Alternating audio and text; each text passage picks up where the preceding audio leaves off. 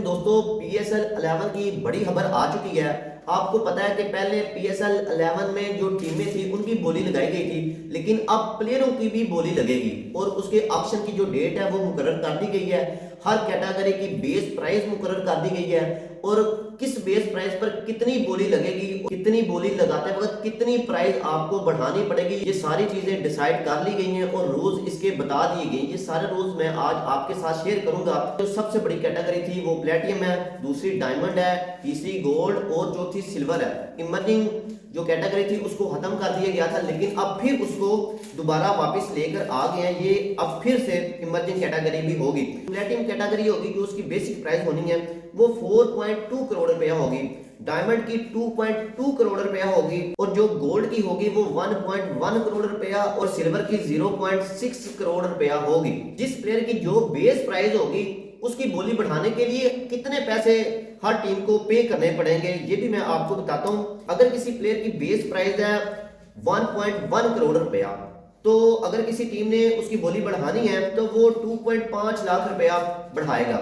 अगर किसी प्लेयर की 2.2 करोड़ रुपया बेस प्राइस है, हर टीम को उसकी बोली बढ़ाने के लिए एक मरतबा ही 5 लाख रुपया बढ़ानी पड़ेगी।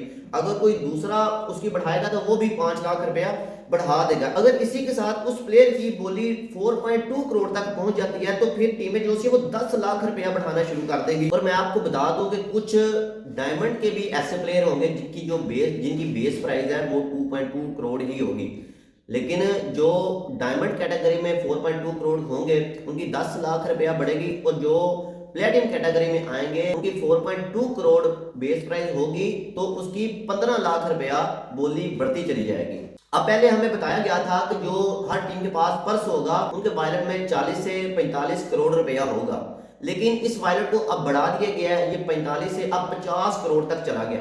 किसी टीम को अपना वॉलेट बढ़ाना है वो भी PSL की मैनेजमेंट उनके साथ तावन करेगी। अगर कोई बंदा 50 करोड़ से 60 करोड़ तक या 55 करोड़ तक जाना चाहता है तो वो भी उस टाइम हिसाब लगाकर आप कर सकते हैं। कम से कम आप 18 प्लेयर को सिलेक्ट करेंगे और ज्यादा से ज्यादा आप 27 प्लेयरों को सिलेक्ट करेंगे। और दूसरा रूल इसका ये है कि आपकी जो प्लेइंग 11 होगी उसमें कम से कम पाकिस्तानी जो प्लेयर हैं वो 4 से 5 होने चाहिए और एक आपका इमर्जिंग कैटेगरी में से होना चाहिए। वो पाकिस्तान टीम में अभी तक नहीं खेला, वो अंडर 19 खेल रहा है, वो इमर्जिंग आपके प्लेइंग 11 में खेलेगा ही खेलेगा। सारी टीमों में ऐसा ही होगा। तो ये खुशखबरी है, क्योंकि पहले ऐसा होता था कि जो इमर्जिंग प्लेयर को खरीदा जाता था वो सिर्फ टीम के साथ सफर ही करते थे और उनको कम ही मौका मिलता था PSL में अपना जादू दिखाने का। लेकिन अब जो ये रूल बनाया गया है कि एक इमर्जिंग प्लेयर आपने प्लेइंग 11 के अंदर खिलाना है। वैसे बेसिकली सिर्फ 3 इमर्जिंग प्लेयर हर टीम खरीदेगी, लेकिन इन तीनों में से किसी एक को अब प्लेइंग 11 में होना पड़ेगा। ये थी आज की इंफॉर्मेशन जो मैंने आपको दी। अगर आपको ये मेरी वीडियो अच्छी लगी इसको लाइक कर दें, मेरे चैनल को सब्सक्राइब कर दें और बेल आइकन के बटन को प्रेस कर दें ताकि नेक्स्ट आने वाले वीडियो का नोटिफिकेशन आपको मिल जाए।